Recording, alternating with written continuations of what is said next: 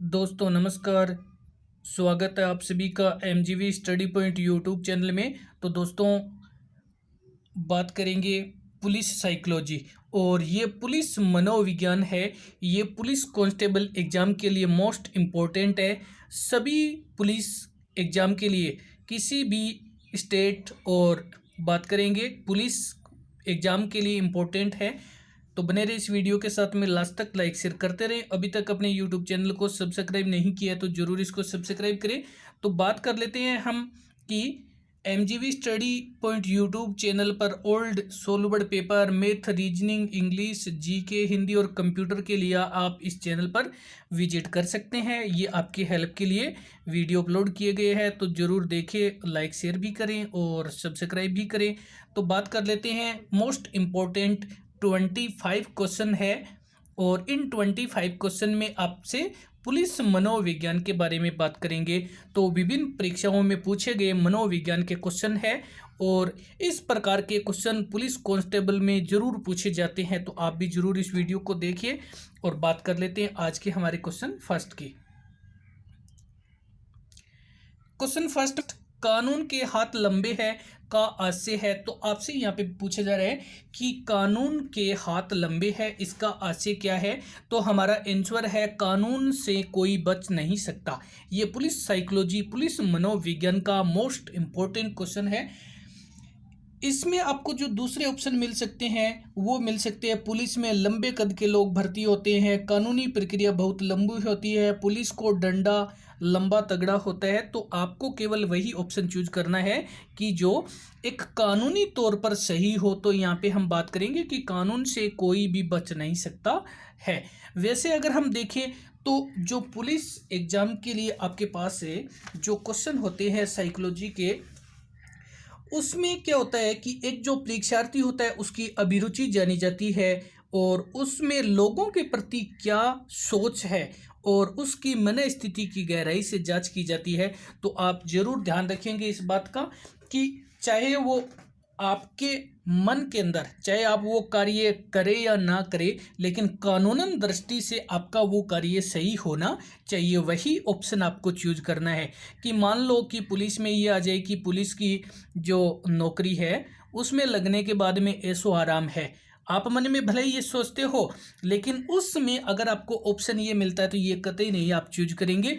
आप ये चूज करेंगे कि पुलिस कांस्टेबल या पुलिस में लगने के बाद में हम लोगों की सेवा करेंगे। तो ये वाला ऑप्शन आपको चूज करना है। तो अब हम बात करते हैं आगे। हमारे पास नेक्स्ट जो क्वेश्चन है, इसमें सम्राट अशोक के राज्य में शेर और बकरी एक ही घाट पर पानी पीते थे का आशय है। तो देखिए, सबसे बड़ी बात होती है शेर और बकरी, ये दोनों परस्पर विरोधी है एक दूसरे के।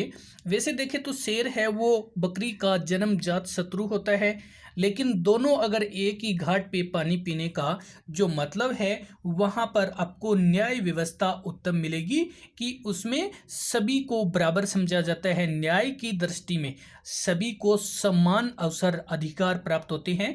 तो यहाँ पे हमारा आंसर है सम्राट अशोक के राज्य में न्याय व्यवस्था उत्तम थी। अब आप देखिए कि दूसरे आपको ऑप्शन कौन कौन से मिल सकते हैं जो गलत ऑप्शन होंगे।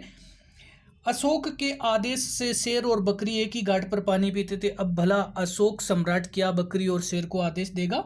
अशोक, बकरी शक्तिशाली जानवर थी, भला बकरी शेर के सामने क्या शक्तिशाली हो सकती है? और अशोक के समय में शेर शाकाहारी हुआ करता था। शेर क्या शाकाहारी हुआ होगा? शेर तो जन्म सिद्ध या जन्म से ही मांसाहारी प्राणी है।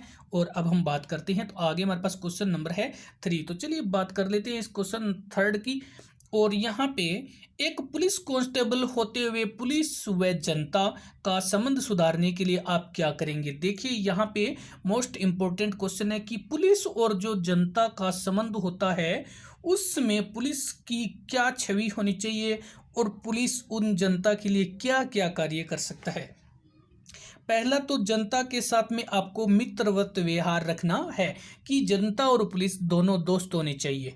और ड्यूटी के दौरान मदिरा पान नहीं करेंगे। देखिए, बात सबसे इम्पोर्टेंट है कि आप ड्यूटी के समय किसी प्रकार का नशा नहीं करेंगे। और महिलाओं और मोस्टली बालक, महिलाओं और बालकों की और सद्व्यवहार का आचरण करेंगे। और ये सभी कारण कि आपको क्या करना है कि जनता और पुलिस दोनों के बीच में संबंध सुधारने के लिए एक तो जनता के साथ मित्र बनकर रहना होगा, और दूसरा ड्यूटी के समय आपको किसी प्रकार का नशा नहीं करना है और महिला के साथ सद्व्यवहार करना है। ये एक पुलिस कांस्टेबल के लिए अपनी छवि सुधारने का मुख्य कार्य है। बात करते हैं तो आगे क्वेश्चन नंबर है 4, और क्वेश्चन 4 जो आपके सामने है, इसमें ग्रामीण क्षेत्र के लोग रोजगार की तलाश में शहर की ओर पलायन कर रहे हैं, क्योंकि ऐसा क्या कारण है कि ग्रामीण लोग शहरों की ओर जा रहे हैं और रोजगार तलाश करके शहरों में तो गांवों से पलायन हो रहे हैं। तो यहाँ पे हमारा आंसर है शहर में रोजगार ज़्यादा है, क्योंकि औद्योगिक जो इकाइयाँ हैं वो शहरों में होती है और वहाँ पर श्रमिक की मांग अधिक होती है। इसकी वजह से वहाँ पर रोजगार उपलब्ध हो जाता है और लोग वहाँ चले जाते हैं। अब हम दूसरे ऑप्शन देखें कि तो एक तो ग्रामीण पलायनवादी होते हैं, दूसरा आपको यहाँ पे ग्रामीण लोगों का मन गांव में नहीं लगता है और गांव में असुविधाओं की कमी होती है।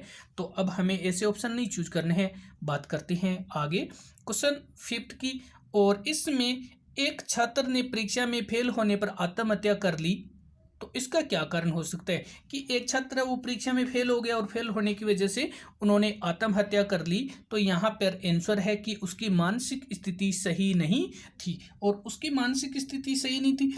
अब हम बात करेंगे कि दूसरे ऑप्शन आपको क्या मिल सकते हैं कि छात्र साहसी था। अगर वो साहसी था तो वो आत्महत्या कैसे कर लेगा। छात्र डरपोक था, ऐसा कोई कार्य नहीं हो सकता है। दूसरा उसकी जो कि छात्र बहुत शैतान था, ये ऐसे ऑप्शन नहीं होंगे। और चलते हैं बात कर लेते हैं तो आगे हमारे पास है क्वेश्चन 6 से।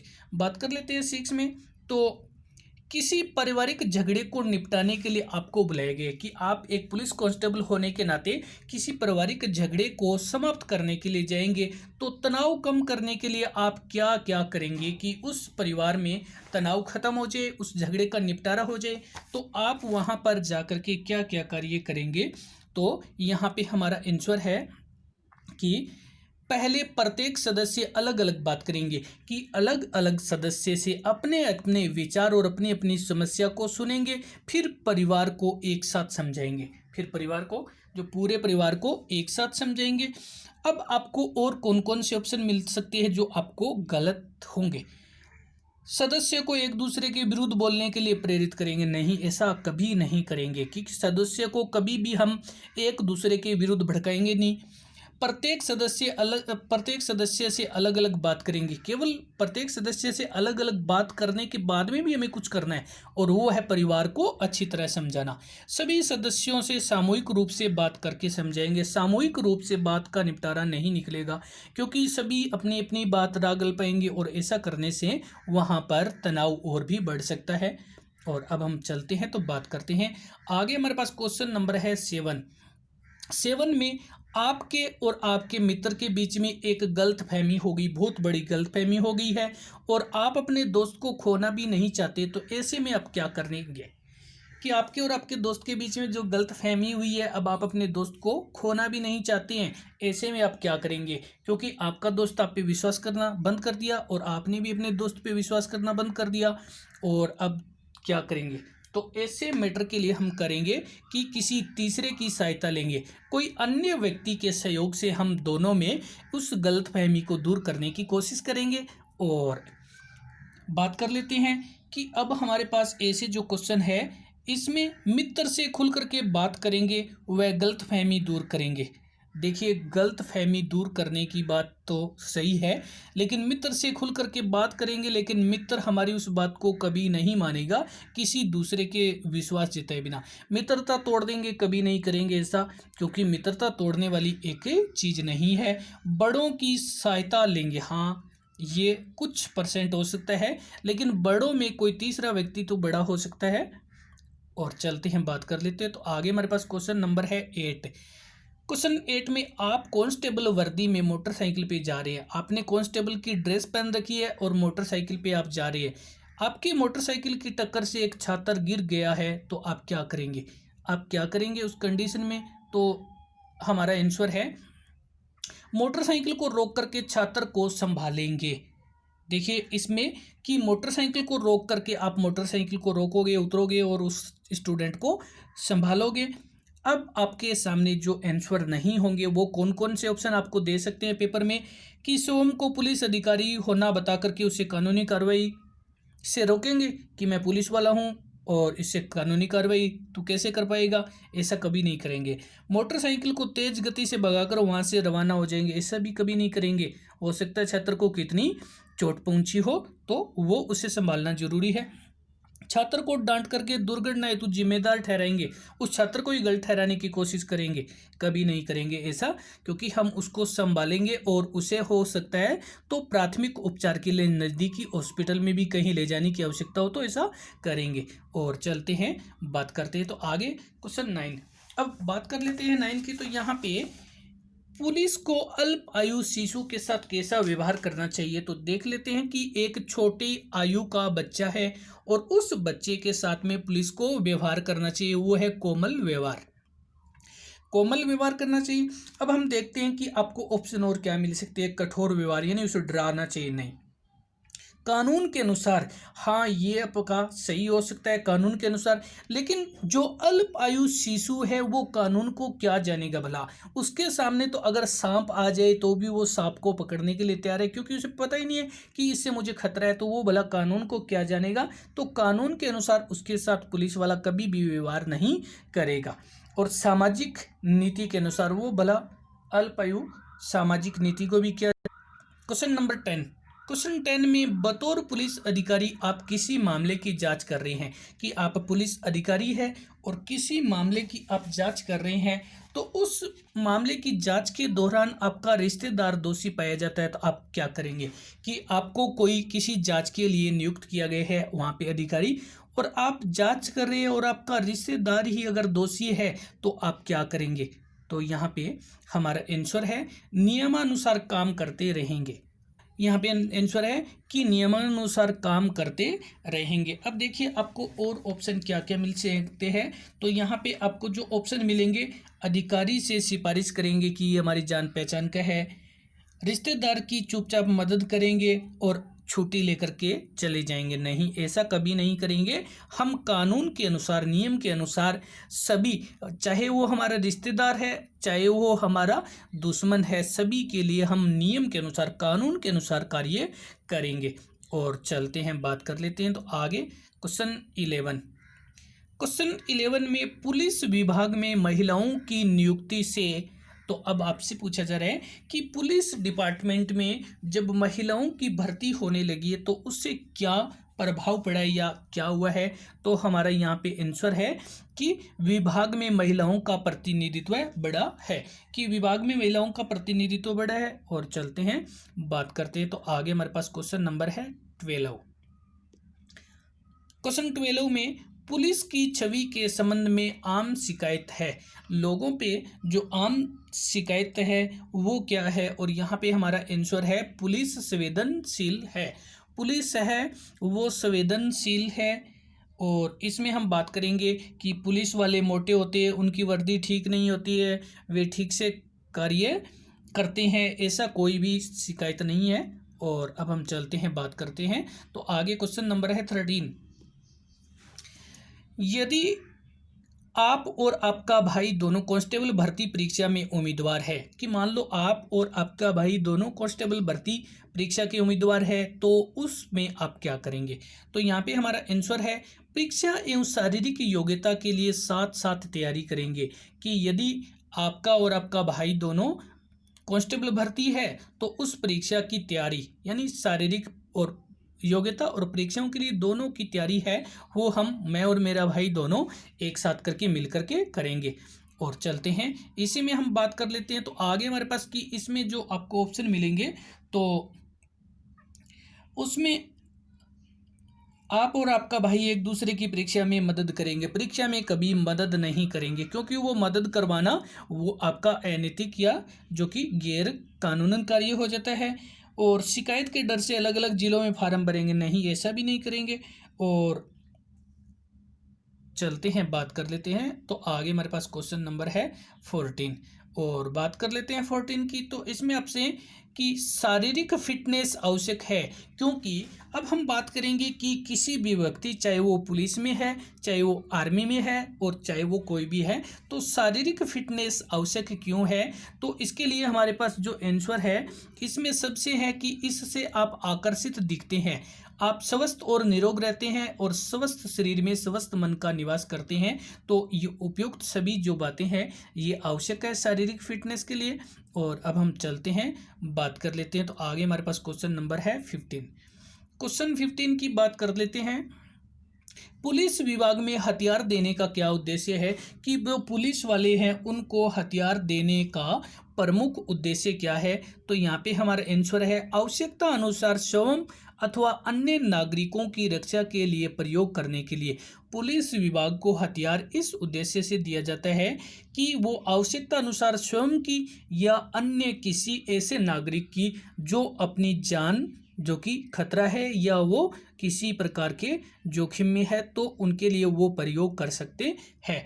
अब दूसरे ऑप्शन आपको मिल सकते हैं, जैसे पुलिस वालों का रौब बढ़ाना, आकर्षक दिखना, ऐसे कोई उदाहरण आपके सामने नहीं होंगे। आवश्यकता अनुसार स्वयं और अन्य की सुरक्षा के लिए हथियार दिए जाते हैं पुलिस को। क्वेश्चन 16 में आप अत्यंत लगन और मेहनत से कार्य करते हैं, कि आप मान लो पुलिस डिपार्टमेंट में, किसी डिपार्टमेंट में है, आप अत्यंत लगन एवं मेहनत से कार्य करते हैं, परंतु आपके वरिष्ठ अधिकारी आपका श्रेय, इसका श्रेय आपको नहीं देते हैं, कि आप अपनी डिपार्टमेंट में अच्छी तरह लगन और मेहनत से परिश्रम करते हैं, लेकिन वरिष्ठ अधिकारी आपको कभी भी इसके लिए शाबाश नहीं देते, कभी भी उन्होंने आपको पारितोषिक नहीं किया है। तो उस समय आप क्या करेंगे। तो उस समय आप उससे लड़ाई झगड़ा तो नहीं करेंगे। तो आपको क्या करना है, एक तो विनम्रता से और अपने वरिष्ठ अधिकारी के समक्ष अपनी बात रखेंगे, कि आप अपने वरिष्ठ अधिकारी के सामने ये बात रखेंगे कि क्या मैं इसके लिए जो कि श्रेय का पात्र हूँ या नहीं हूँ। तो इसमें आप क्या करेंगे, जो आपको अन्य ऑप्शन मिल सकते हैं जो नहीं होंगे, कार्य में रुचि लेना कम कर देंगे, नहीं ऐसा कभी नहीं करेंगे। दूसरा, अपने मित्रों को भी कम रुचि से कार्य करने की सलाह देंगे और न्यायालय में जाएंगे, ऐसा कभी नहीं करेंगे। आप सिर्फ विनम्रतापूर्वक अपने वरिष्ठ अधिकारी के समक्ष अपनी बातें रखेंगे। और अब हम चलते हैं, तो बात कर लेते हैं आगे। क्वेश्चन नंबर है 17।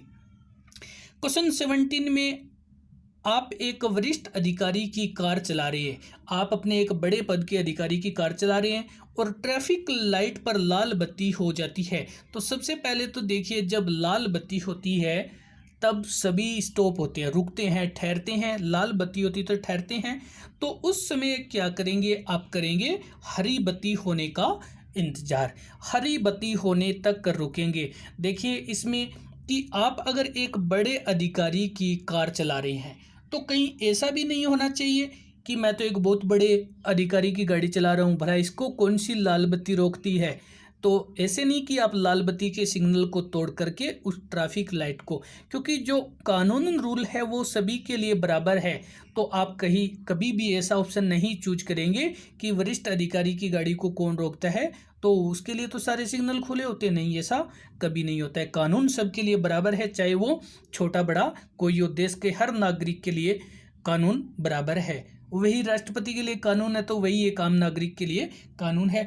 अब हम इसमें बात कर लेंगे कि आप हरी बत्ती होने तक रुकेंगे, ये तो हमारा आंसर है। अब ऑप्शन ए से बता देता हूँ आपको, जो नहीं भी हो सकते हैं।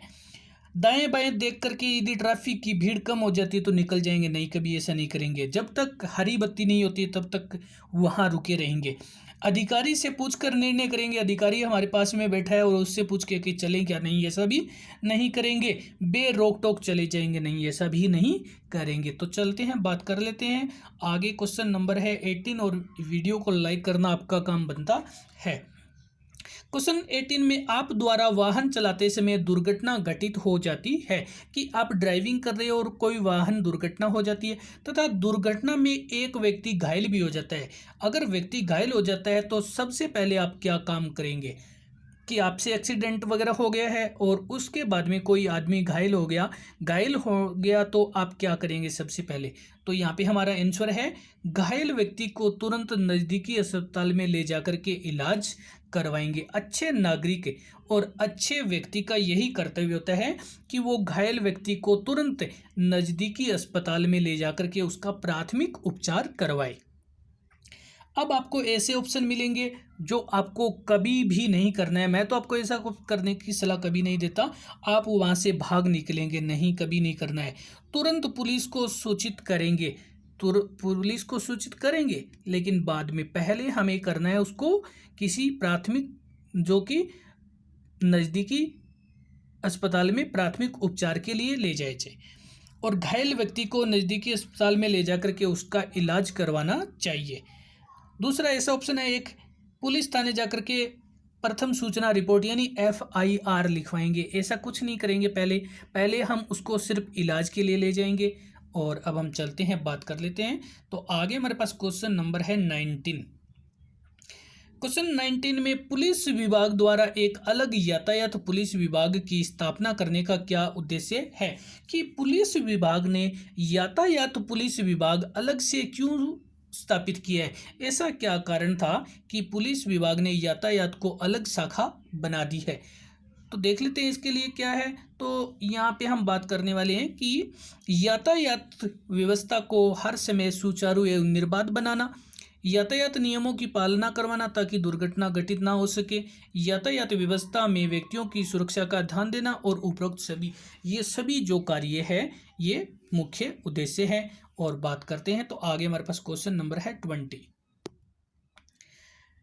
क्वेश्चन 20 में पुलिस विभाग द्वारा भर्ती परीक्षा में प्रथम बार मनोवैज्ञानिक परीक्षा लेने के पीछे मुख्य उद्देश्य क्या है? तो देखिए, हम जिस टॉपिक में बात कर रहे हैं साइकोलॉजी की, मनोविज्ञान की, पुलिस मनोविज्ञान की, तो परीक्षा में ऐसे क्वेश्चन क्यों पूछे जाते हैं? तो इससे क्या होता है कि एक तो परीक्षार्थी की अभिरुचि जानना कि परीक्षार्थी किस प्रकार की अभिरुचि रखता है, परीक्षार्थी की लोगों के प्रति सोच रखना कि वो लोगों के प्रति अपनी कैसी भावना रखता है, और परीक्षार्थी की मन स्थिति की गहराई से जानना, और अब हम चलते हैं, बात कर लेते हैं। तो आगे हमारे पास से जो नेक्स्ट क्वेश्चन है क्वेश्चन नंबर 21।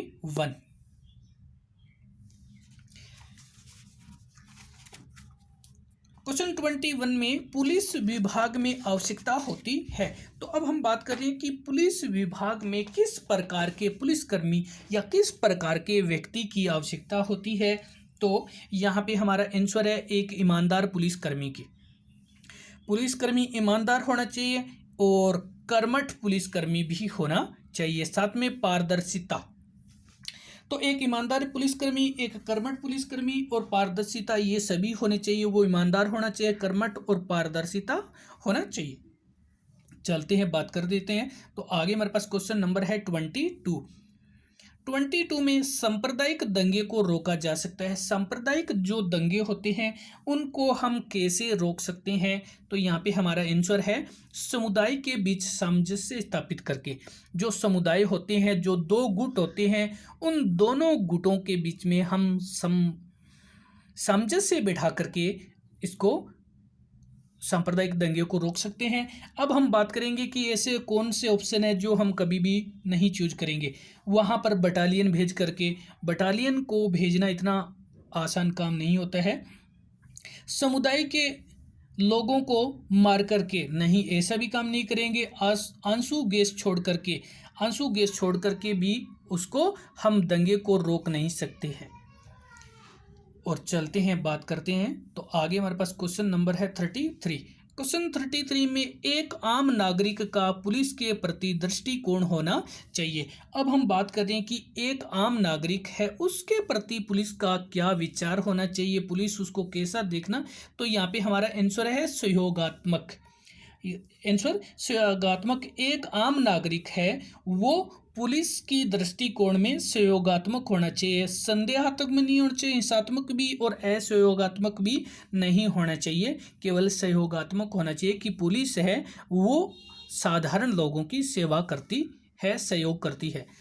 और चलते हैं, बात कर लेते हैं। तो आगे हमारे पास क्वेश्चन नंबर है 24। क्वेश्चन 24, वर्तमान प्रणाली में पुलिस कर्मियों को अधिक सक्षम किसके द्वारा बनाया जा सकता है। तो हम उस पर भी बात करने वाले हैं कि वर्तमान में आधुनिक समय में पुलिस बल को हम किस प्रकार से सक्षम बना सकते हैं, मजबूत बना सकते हैं, स्ट्रोंग बना सकते हैं। तो उसके लिए है अत्यधिक सुविधाएं दे करके। अब बात यहाँ पे अत्यधिक सुविधा की है, तो हमारा जो यहाँ पे कहने का मतलब ये नहीं है कि पुलिस वालों को ऐशो आराम की सुविधाएं, लेकिन उन्हें जैसे कि हथियार है, गाड़ियाँ है और अत्यधिक मात्रा में पुलिस बल की भर्ती करके, तो सभी प्रकार की सुविधा दे करके वर्तमान पुलिस प्रणाली को सक्षम भी बनाया जा सकता है। और इसमें आपको ऐसे भी ऑप्शन मिलेंगे जो आपको चूज नहीं करने, जैसे उच्च पद दे करके, विस्तृत क्षेत्र दे करके, अधिक वेतन दे करके, ऐसा नहीं करेंगे। चलते हैं, बात करते हैं। लास्ट क्वेश्चन है और लास्ट क्वेश्चन में आपको क्वेश्चन नंबर 25 पे भीड़ को नियंत्रित करने के लिए पुलिस को करना चाहिए। तो हम बात कर रहे हैं कि अगर भीड़ को नियंत्रण करना चाहता है तो पुलिस क्या कर सकती है, पुलिस को क्या करना चाहिए। तो हमारा आंसर है लाठी चार्ज का प्रयोग, यानी हल्के बल से लाठी प्रयोग करना, अवरोधक लगाना, अवरोधक लगा करके भी उन्हें रोका जा सकता है। और आगे है वार्तालाप करके, और आंसर है सभी। लाठीचार्ज, हल्के बल से लाठीचार्ज, अवरोधक लगा करके, वार्तालाप करके, और ये सभी जो है प्रयोग जिससे पुलिस भीड़ को नियंत्रण कर सकती है। तो दोस्तों इसी के साथ में धन्यवाद वीडियो देखने के लिए। लाइक शेयर करते रहें। अभी तक अपने यूट्यूब चैनल को सब्सक्राइब नहीं किया है तो ज़रूर इसको सब्सक्राइब करिए, अपने फ्रेंड्स को भी फॉरवर्ड करते रहिए। तो वीडियो देखने के लिए धन्यवाद। आज के लिए धन्यवाद।